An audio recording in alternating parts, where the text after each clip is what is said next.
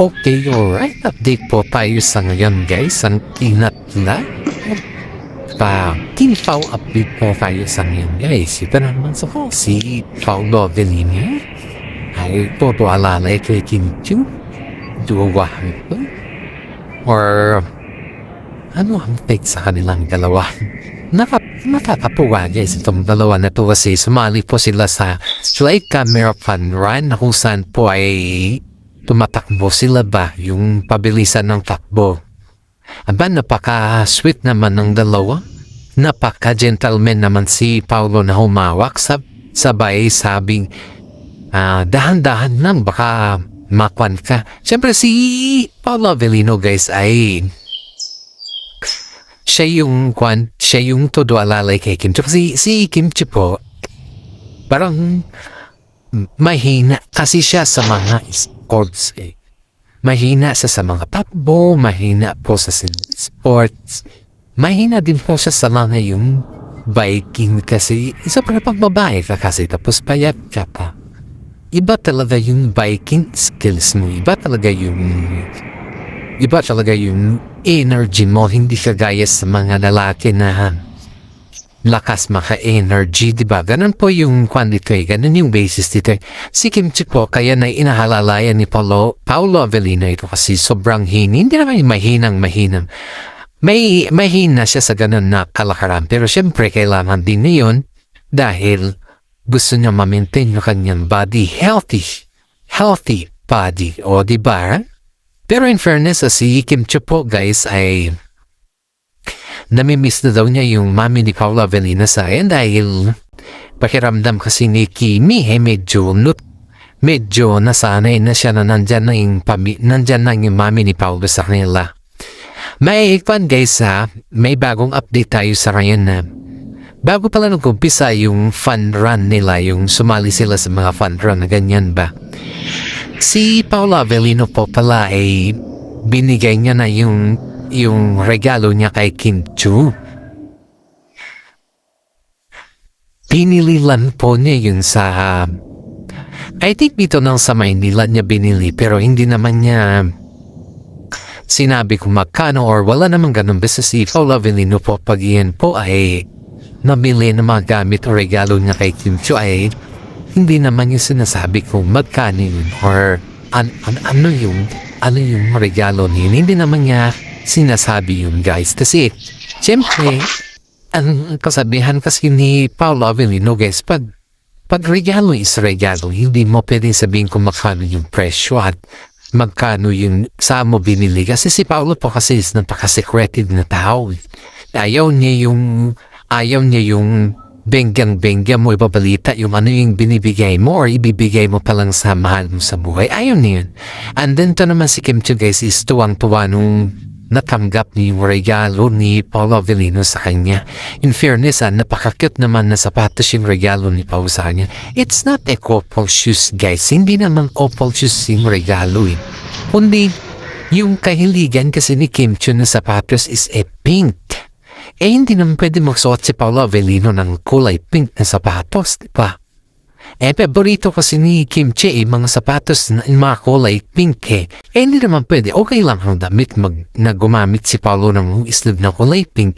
Pero yung sapatos na kulay pink, eh, hindi naman pwede. Yun kaya nga, si Paulo Avellino na lang yung nagregalo sa kanya. Pero in fairness, yung kulay pink na kulay na sapatos ni Kim Chu na rin niregalo ni Paulo Avellino is same style lang sila ni Paulo. Kulay black lang kasi kay tao. Kaya same deal. Ang pinakaiba lang guys is yung kulay black kay Paulo at pink sito kay Kim Chu. Siyempre guys ay nagpapasalamat si Kim Chu kay Paulo Avellino dahil hindi daw niya akalain na magre-regalo si Paulo Avellino ng sapatos sa kanya. Siyempre kasi sabi daw kasi ni Paulo na hindi daw siya magre-regalo, yun pala pasimpleng regalo na pala yung ginagawa ni Paulo Avellino kay Kim Chu. And of course guys may bago tayong pasabog for today. Si Paulo Avellino pala guys ay bumibili na nakabili na pala ng lupa at Parang, ayon dito sa ating legit na sources ha, dito sa ating chika bumbum guys ha, na parang yung lupa na yun na binili niya is near from malapit lang kay Kim Chu. At yun daw yung bahay na dream house niya. At yun daw din yung bahay na ipapatayo niya para sa kanyang asawa. At mga, kumbaga, family para sa kanyang mismong pamilya. Yun daw yung, kasi sabi, di ba yung sabi ni mami ni Pauli is kailan siya magkaroon ng sariling ng bahay. Si Paulo po kasi ay may apartment na lang siya at hindi pa siya nakapagtayo ng sarili niyang bahay guys. At sabi naman ni mami ni Paulo na tutulungan siya sa lahat ng mga pangangailangan. Pero ito kasi si Paulo ay hindi siya masyado sa mga ganyan na taktika dahil may mga trabaho pa kasi siya. Yun kasi yung inatupag niya yung trabaho nila muna. Kaya itong si Paolo Avellino po is medyo nagtitipid muna siya. Kaya sabi dito sa kanya na medyo dahan-dahan muna siya sa kanyang mga income. Dahil alam nyo guys, yung mapatayo ka ng bahay na yung income mo konti pa lang.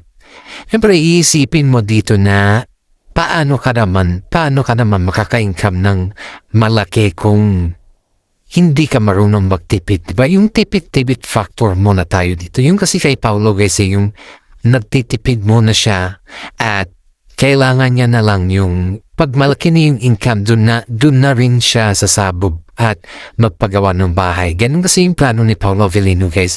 Pero itong si mami ni Paulo kasi guys is parang atat na siya at nakita niya kasi yung potential ni Paolo Avellino na may niipon naman din na siya.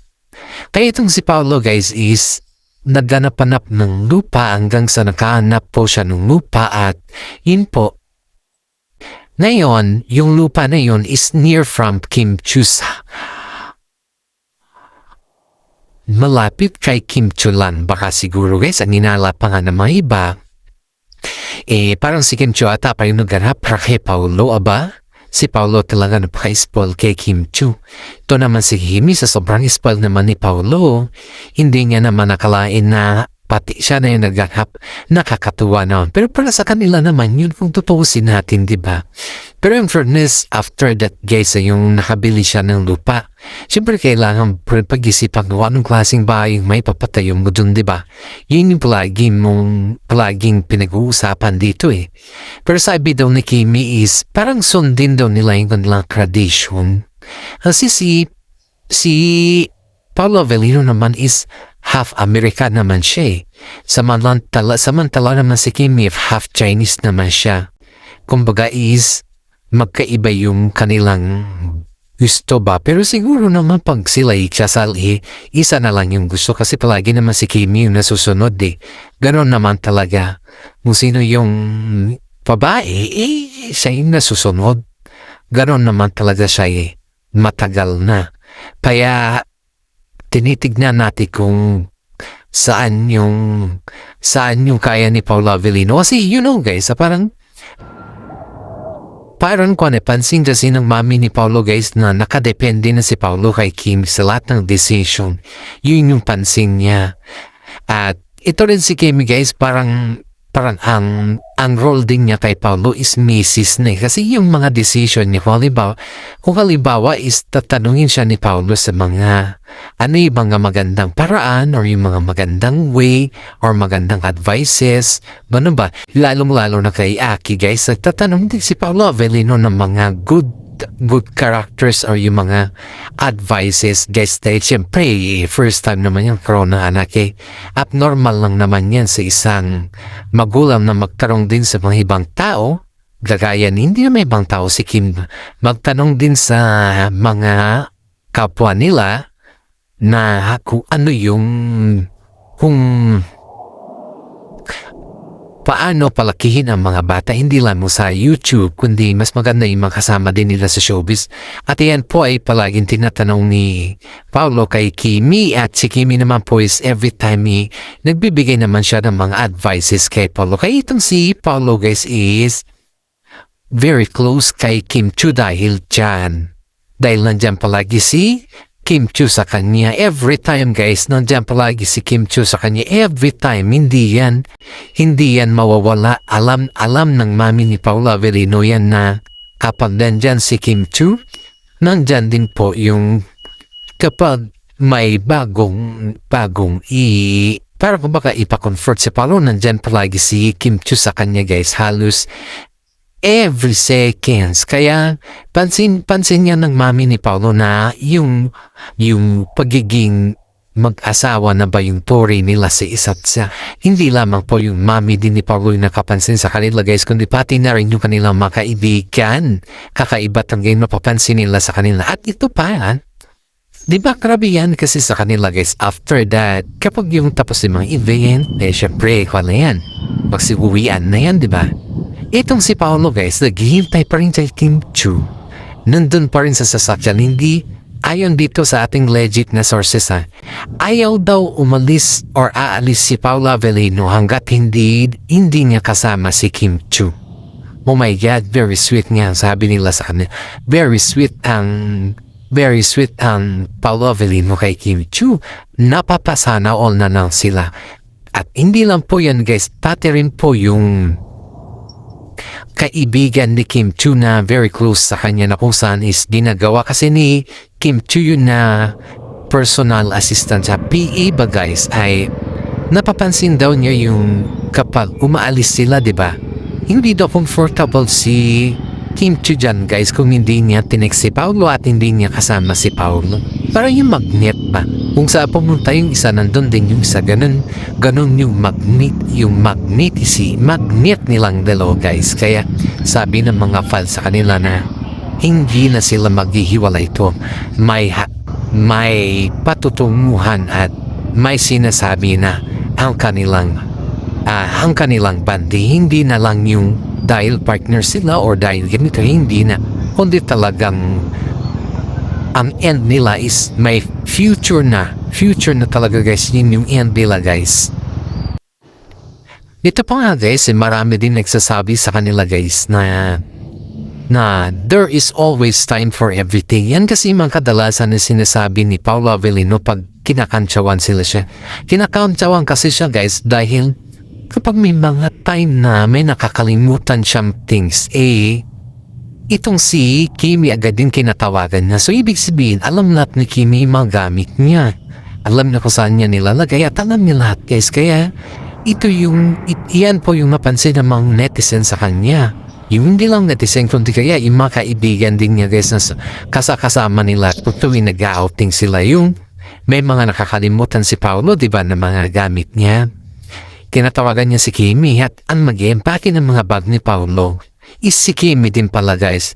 Diyan po natin makikita na si Kimi po is husband talaga yung touring niya kay Paolo Avellino. Aba, sabi nga ng mga karamihan ang masarap daw sa pakiramdam na si Paolo Avellino ay ganyan din daw yung touring niya kay Kimi na wife na talaga yung touring sa kanya. Siyempre guys, isipin mo to pag yung touring talaga sa'yo is wife na wife talaga yung touring sa'yo, kahit saan man pumunta, alam mo na kung ano na yung touring sa'yo. Proud na proud ka dyan, diba? Kahit naman siguro sino. Kaya marami po nagsasabi na si Paolo Avellino po ay napakaswerte kay Kim Chiu. Dahil si Kim Chiu po ay nag-umpisa din po yan sa wala. At nag-umpisa din po yan sa wala, nag-artista, nagkaipon, nagkapera, tumutulong sa magulang, pinaaral ng kanyang mga kapatid.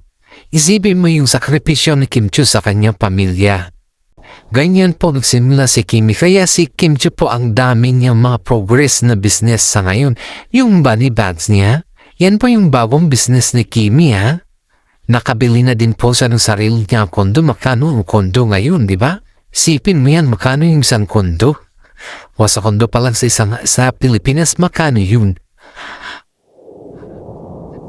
yan yung mga bagay-bagay na kuwan natin ba na isipin natin kasi napaka-practical din ni Kim Chiu guys na hindi po siya yung basta-basta na lang na babae na kaya ni si Yan Lim na ginamit lang siya. Kasi ito ang kwento dito guys hanggang sa ngayon kaya pala hindi pinapasok si Yan Lim dahil nung gulo pala siya sa loob sa ABS-CBN. At ang ginulong niya, ang punot dulo pala ng awayan ay si Paula Avellino. Pero kasi si Paulo daw kasi guys, sobrang kumbaga is namamagnet daw si Paulo sa kasikatan ni Kim Chiu. Instead of si Yan Lim yung nandun sa kasikatan niya, parang naiinggit na si Yan Lim sa very closeness, sa kasikatan ni Kim Chiu, saka si Paulo Avellino. Dahil yung kasikatan naman ni Kim Chiu guys is nadala si Paulo Avellino dun eh. Kaya lalong subikat yung dalawa. Yun po yung mga kwansa na yun guys. Yun po yung napapatamaan kay si Yan Lim sa ngayon na yung pakiramdam niya hindi siya yung pakiramdam niya hindi siya minahal ni Kim Chiu kundi mas minahal ni Kim Chiu si Paolo Avellino sa ngayon. Parang yung 12 years there is just only a wasting year sabi ni Sian. Doon naman po na hindi naman sa nagalit todo pero yung facial expression ni Kim Chiu doon na yung sinabi ni Sian Lin ang 12 years is just only waste time year. Ibig sabihin yun is walang halaga para sa kanya. Ang sakit naman nun na marinig sa isang ex mo na sabihin nyo samantala nung naging kayo naman okay naman ang lahat, di ba? Nung naging kayo, pinaramdam mo naman sa kanya na mahalaga siya. At nung naging kayo, pinaramdam mo naman na mahal mo siya. Hindi lang yung hanggang sa salita at hindi lang ganon. Diba guys, yun yung dun nasasaktan si Kimi guys Dun siya nakaramdam ng sakit kay si Yan Lim. Kaya itong si Yan Lim guys nung nakita niya si Paula Avellino, naginit daw yung ulo niya. Tapos parang kinapik siya ng gwardiya na, uy pre, sir, sabi daw, wag ganyan, nasa loob po tayo. Yan daw yung sabi ng gwardiya kay si Yan Lim. Siyempre guys, insecure siya dahil hindi na siya sikat. Ngayon, may plano na sila Paula Avellino at saka si Kim Chiu na magpatayo ng bahay nila na future house nila. O ngayon ka magkahabol? Ano mahabulin mo? Tangingot? Ngayon ka magkahabol, ganyan na ngayon nangyari, di ba? Napakakwanta naman. Napaka-nonsense mo naman. Maghabol ka? Ganyan na nangyari. Ano mahabulin mo sa kanila? Aba, mag-isip-isip ka paminsan-minsan kasi hindi lahat ng mga ginagawa mo siya, libis pabor lahat. Kaya isipin mo din maayos. Isipin mo mabuti.